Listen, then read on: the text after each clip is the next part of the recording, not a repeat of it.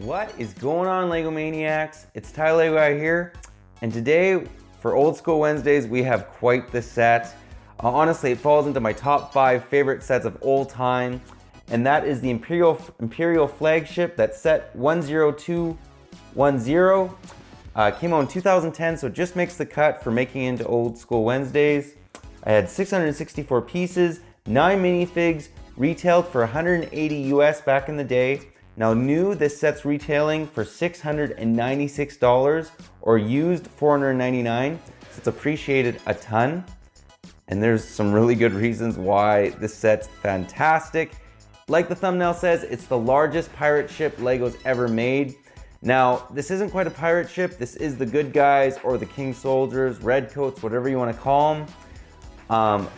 But it still falls into that criteria of kind of a pirate ship. It is a colonial age ship, which is what people are thinking about when they think of a pirate ship. Anyways, really cool looking set. Can't wait to get into it. So many good things about it. But enough talk, let's get right into it.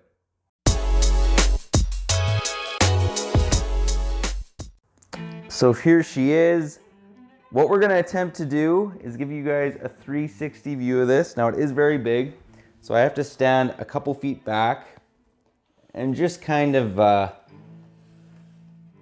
give you guys a round, 360 view of the entire ship itself. So now that we've kind of done that, let's now break it down section by section. So as you guys can see, this set is an absolute beast. I'd actually love to compare this against Destiny's Bounty, the big ship one, just to see which one's bigger. But you know what, to start, we're gonna break this section by section like we've been saying, just because it's way too big. So, pull these off. And as you guys can see, just centering on that, it does very nicely just come into sections. So it is actually a very good play set. It's the perfect sort of, it's like a display piece as well as a play set for kids. So let's now get into the interior of this. As you guys can see, there's a lot going on. And I brought the tripod right down just to get all those fantastic details. So on the very back, you're gonna notice there's a rudder. So that's pretty cool, it does move. And then right here, there's a little kitchen, which is absolutely awesome. As you can see, there's little pots and pans, knives for the chef. And then there's also kind of a roast. There are at least turkey legs, and it does spin. There's also little flames. Kind of hard to... Yeah, you guys can see the flames now in there. And then there's a little cutting board with a little carrot. So absolutely awesome. Moving on, we have the doorway and 2 muskets and 2 little torches on either side right here. Also, how I was able to pull that off so easily is because it was designed like that with these little flat pieces. And then there's 2x2s. I mean, they kind of just, and it really is actually pretty sturdy. Then right here, as you guys can see, this set can hold up to 8 cannons. So 4 a side, which is absolutely fantastic. Really gives the whole gun room feeling to it. I mean, it's just, they did such a good job. And then there's little cannon poles as well to make it very realistic. You know, they're getting in there, sticking the cannonballs back in, and then the other side. And as you guys can see, the little flaps kind of just, I mean, if you own any pirate sets, they're all done like this. They've been doing it for the last 30 years. And the reason why is because it works. Then on the far left, you'll notice there's a prison. So yeah, nothing too crazy, but it has those nice little bar pieces. Then it has the door, and it literally just opens up like that. Like, I'll take Brickbeard and put him a little bit back. So very, very cool. There's a little bed in there, a little rat as well. And then, you know what? Let's get into the little anchor mechanism, because this is one of the few sets that actually does this.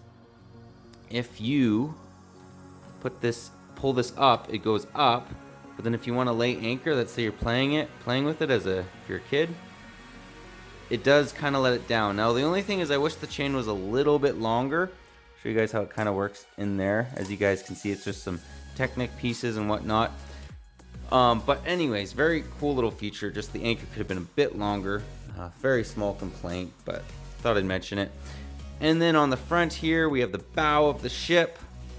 Then we have a nice little shark on the end, a swordfish. Not a mermaid like most pirate ships. And then we have the front sail. So very nice area. Let's now move on to the next areas of the ship. And before we get into those areas, I just thought I'd demonstrate how easy it is literally to stick this back together. It's literally like that, and it's really secure. I'll pull it down like this. It's not falling anywhere. So they did a really good job designing this set. There's so little flaws with this set, if any, honestly. And then here's the next area of the ship. Just fits in very nicely.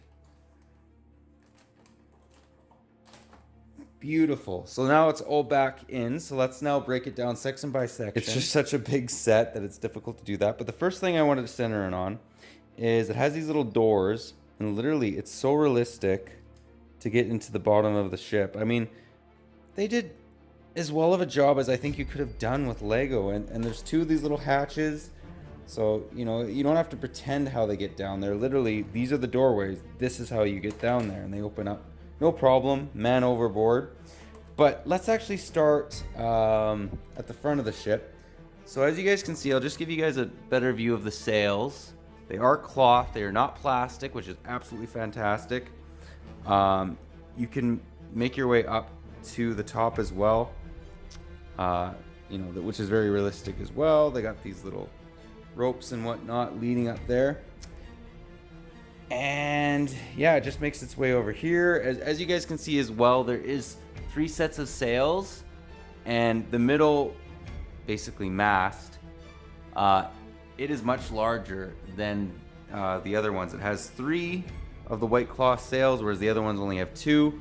So very, very cool. I do believe that this is one of the few sets that has 3 masts. Normally, a pirate ship will have 2. There has been exceptions, other big pirate ships, but to my knowledge, this is one of the few that has 3 masts. So let's now take a look at the captain's cabin. Before we do that, let's just take a look at the main wheel. So this is kind of where they steer it. And it actually does turn as well, which is pretty cool. What I also love about this, as I break that off, these are skeleton legs. So they kind of just used everything they could to make this set look authentic. Because to my knowledge, it's also based off of a real Imperial flagship. It may be undersized a bit, but nothing too crazy. It is still a very large ship. And then as you guys can see, they have some nice little lights right back here. I'd love to get this lit up. And then the other cool thing about it as well is there's literally 6 sets of windows. So let's open up the captain's quarters, see what's inside. So how you do that, it's very easy. This just comes right off. Bang. Guys are falling everywhere. Too much rum. So as you guys can see, very, very cool.